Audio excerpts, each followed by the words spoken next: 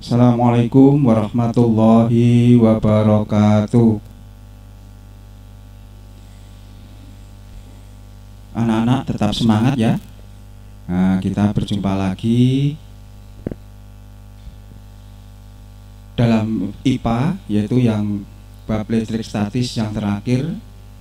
Pokok bahasanya tetap listrik statis, tapi ini sub pokok bahasa yang terakhir, yaitu kita kenalkan kelistrikan pada sistem saraf. Sebelum kita mulai pada pertemuan pagi hari ini, alangkah baiknya kita tidak selalu lupa, kita berdoa dulu seraya memanjatkan ridho dan kasih dari Allah Subhanahu wa Ta'ala.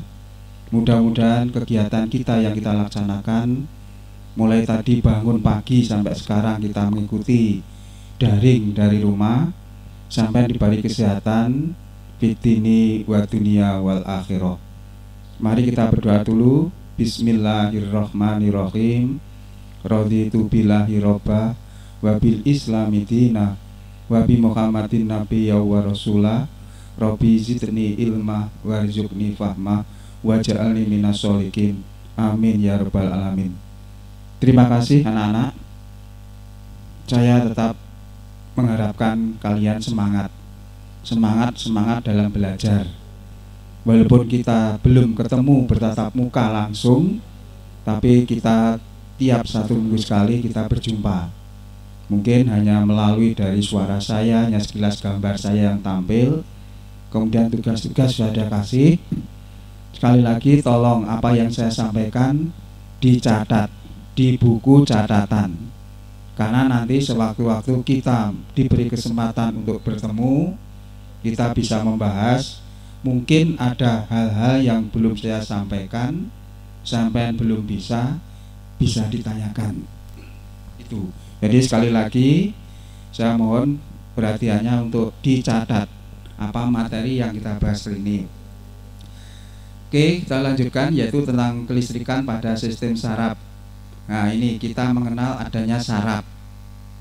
Mungkin di kelas 8 dulu tentang biologi juga diajari dengan saraf. Ini kaitannya dengan kelistrikan, listrik.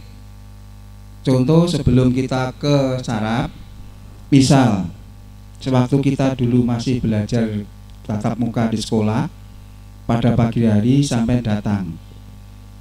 Kemudian jam pelajaran pertama masuk, kita mendengar bel berbunyi. Pasti itu kalian dengar bel berbunyi, pasti beranjak berjalan menuju ke kelas.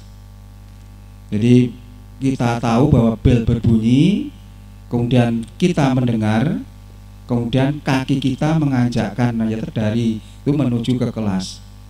Itulah yang nanti kita bahas pada tentang sistem saraf, terutama saraf manusia.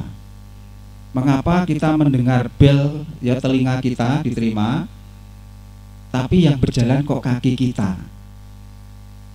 Itulah yang nanti kita hubungkan dengan saraf, bahwa saraf itu dikoordinasikan, yaitu berada di pusat saraf yang kita sebut namanya otak. Maka kepala kita ini adalah sebagai pusat saraf. Maka anak-anak mungkin yang pemerintah sudah menganjurkan kalau berkendara terutama pakai helm.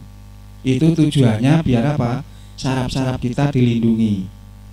Ya, dilindungi dari Allah, dilindungi kepala, kulit kita.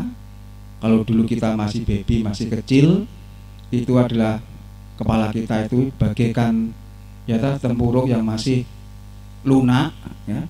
Mungkin yang punya adik bisa dilihat ya, di kepala bagian depan itu masih lunak, embut-embut. Jangan coba-coba didulek, ya. Nanti akan masuk ke dalam. Tapi lama-kelamaan kita sudah usia tua maka akan menjadi keras. Nah inilah kita untuk melindungi daripada saraf. Ya ini nanti kita bahas tentang ini, saraf. Oke, kembali pada saat itu, maka kenapa sampai tadi masuk ke kelas, itulah yang dinamakan saraf. Ada saraf sensorik, saraf motorik, penggeraknya. Jadi telinga kita mendengar tanda bel dari listrik, kemudian kaki kita diperintah gitu, untuk bergerak. Maka ada namanya, ada sensorik, ada motorik. Itu. Nah kemudian tanda-tanda seperti ini yang kita tunjuk ini ada neuron, ada myelin dan sebagainya. Yang tanda ini adalah inti daripada saraf, kemudian badan sel saraf, kemudian ada myelin, ada akson dan sebagainya ini. Nah, listrik itu kalau di dalam saraf bersifat isolator. Maka yang kuning itu ada sifat isolator. Masih ingat nggih? Ada isolator, ada konduktor, ada semi konduktor. Kalau konduktor mengantarkan listrik dengan baik. Kalau isolator adalah menolak. Ya, kemudian kalau semi konduktor dia mengantarkan listrik dari perlahan-lahan. Jadi kenapa tadi saya bilang ini ada isolator? Maka myelin tidak langsung di sini, maka dia meloncat. Kalau di sini lama, karena warna kuning itu bersifat isolator. Bisa berjalan tapi lama. Maka saraf itu langsung. Maka nanti timbul ada disebut namanya gerak refleks. Nah itu. Kemudian gerak sadar, gerak refleks, saraf sadar, saraf tak sadar. Itu juga menimbulkan semua dari aliran ini. Sampai ke sini yang terakhir ini adalah nanti meloncat. Karena tadi saya ingatkan lagi yang kuning itu bersifat isolator. Karena apa? Dia tidak mengantarkan arus listrik dengan baik sehingga dia meloncat. Ini kaitannya dengan bagian-bagian badi neuron. Yang lebih lanjut mungkin bisa di buku jenengan, buku sampean yang paket gitu. Itu bisa dilihat semua itu ada. Yaitu mulai apa itu neuron, apa itu dendrit, apa itu myelin, apa itu akson itu ada. Nanti silahkan ya toh, ditulis dan dipelajari sewaktu kita masuk nanti kita menggunakan itu. Ini bagian dari neuron. Kemudian selanjutnya ini adalah sel saraf kita. Ya, bentuk-bentuk dari sel saraf. Ini kaitannya dengan apa? Mengapa toh kita listrik kok saraf? Iya. Kita ingat ya toh, kalau kita kesetrum kenapa tubuh kita kena semua? Itulah bahwa kita di dalam tubuh kita juga mengalir adanya listrik. Itu kaitannya dengan listrik. Di pertemuan yang kemarin kenapa sampean kalau ada petir tidak boleh berteduh di bawah pohon? Silahkan jawaban itu yang sudah ada yang betul, ada yang sebagian ada yang menyimpang. Tapi ya terima kasih sudah menulis tanggapan jawaban itu. Ini sekarang sel saraf. Sel saraf kita betulnya sama seperti yang tadi. Tapi ini bentuknya saya perjelas. Siapa? Ada namanya apa? Yaitu sel sekuan, kemudian ada juga yang disebut tadi myelin, ada akson, namanya dendrit, kemudian ada inti. Nah ini nanti yang membawa reseptor aliran listrik di dalam saraf. Itu kaitannya dengan sel saraf di dalam tubuh kita. Ini, jadi kenapa bahwa tubuh kita itu juga mengandung listrik. Nah, nanti kita bahas tentang adanya ion-ion. Itu hubungannya dengan apa? Sel saraf. Jadi tadi ada bagian saraf, sekarang sel-sel sarafnya. Ini bentuk sini. Ini sangat rumit. Jadi memang betul kita bersyukur pada Yang Maha Kuasa bahwa Allah itu menciptakan saraf itu gitu, begitu rumit tapi begitu praktis dan tidak ada yang letaknya adalah simpangan, kecuali maaf mungkin ada yang disebut namanya apa, saraf tak sadar dan sebagainya. Mungkin ada pernah kecelakaan gagal otak, lah itu ada pasti sampean kalau tahu ada anak atau orang yang gagal otak, pasti dia apa, sarafnya ada sebagian yang tidak penuh. Maka ini dikatakan sebagai sel saraf. Lanjutnya ini aliran listrik pada sel saraf kita. Kita kalau coba kita itu yang atas ini namanya voltmeter atau multimeter. Voltmeter, alat untuk mengukur tegangan listrik. Ini ada, nanti maka kita lihat dulu. Maka disebut bahwa kita tahu dalam tubuh kita itu juga punya muatan. Ada muatan positif selalu berpasangan dengan muatan negatif. Nah, maka di sini dilambangkan dengan K, itu namanya apa? Kalium bermuatan positif, Cl bermuatan negatif. Itu kaitannya dengan apa? Kita ingat adanya kation dan anion. Ada proton, ada elektron sama. Katoda, anoda, itu sama, itu kalian ini. Nanti bisa dicoba dengan ini, menggunakan ini. Maka kalau kita mungkin adalah sampai di rumah sakit, nah mungkin yang ada yang rumah sakit itu di depan ada namanya osiloskop, alat untuk mendeteksi jantung. Pasti ada kabel-kabel yang ke tubuh semua. Nah nanti sampai di layar, di monitor kan terlihat. Itulah bahwa ternyata menunjukkan bahwa tubuh kita, saraf kita itu banyak dialiri oleh muatan listrik, yaitu berupa listrik positif dan listrik negatif. Ini bentuknya seperti ini, maka dihubungkan dari sini. Kemudian ini ada bentuknya daripada bagian dari dalam, yaitu akson tadi di dalam sel kita, yaitu sel saraf.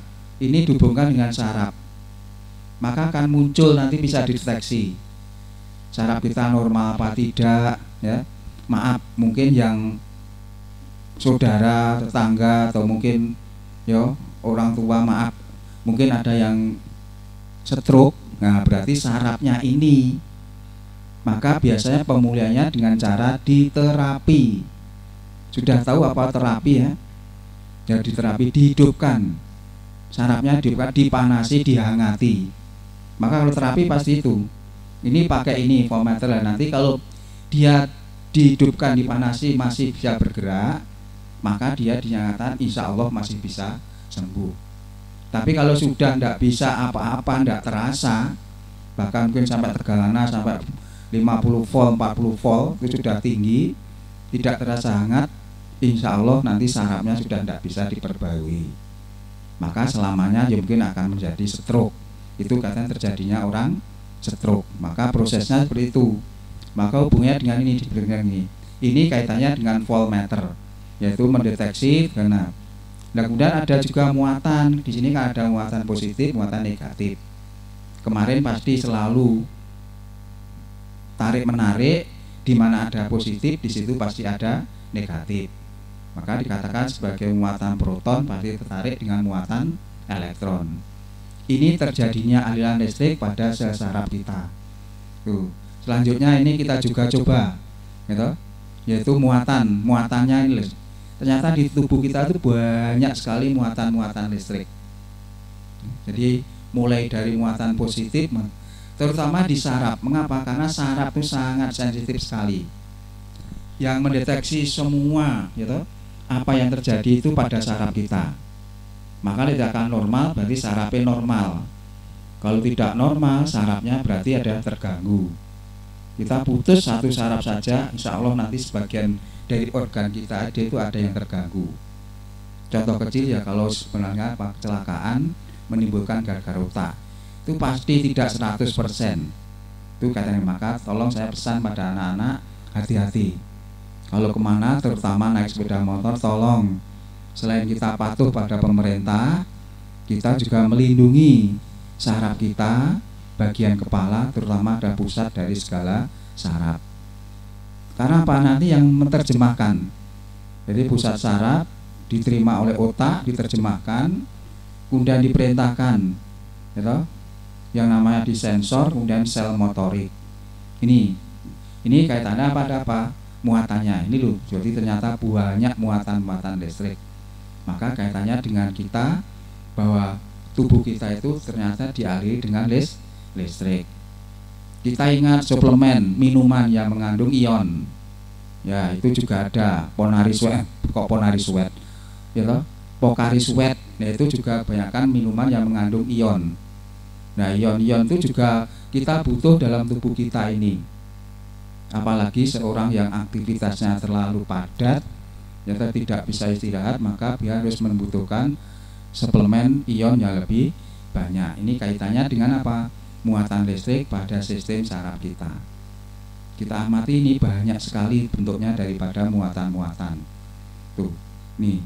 Selanjutnya ini kita juga coba, ya, bahwa kita bentuk dari muatan listrik. Ternyata dari itu diputus dari tadi yang dikatakan sebagai apa? Neuron, akson, dan kita coba kita putuskan. Ternyata dia tetap bersambung. Akson ini yang bagian tengah ini, dia akan menuju di sini. Ini ada yang Na positif, ada Cl negatif. Kalau kita Na itu kaitannya dengan di kimia, kita bahas dulu di kelas 8, ada natrium. Kalau Cl adanya klor. Itu muatannya pasti beda. Kalau digabungkan NaCl jadinya garam dapur, ya. Na itu pasti muatan positif, Cl pasti selalu muatan negatif. Maka dia dalam bentuk muatan listrik ini dia akan tertarik sehingga membentuklah seperti ini. Ini yang atas, kemudian dari akson akan turun ya bawah, ini bentuknya seperti ini. Ini sudah tertarik, terikat. Maka terbentuklah apa? Saraf yang tadi dikatakan ini, gitu, yang tidak bisa dialiri listrik karena bersifat isolator. Disebut apa dia tadi? Benang dari myelin yang berada di dalam saraf. Ini yang hubungannya dengan apa? Bentuk-bentuk dari muatan listrik. Kita ingat sekali lagi, memang tubuh kita itu banyak mengandung daripada listrik, gitu. Ini yang hubungannya dengan apa? Yaitu muatan yang berada dalam saraf kita. Ini. Dan selanjutnya, ini yang kita sebut sebagai apa?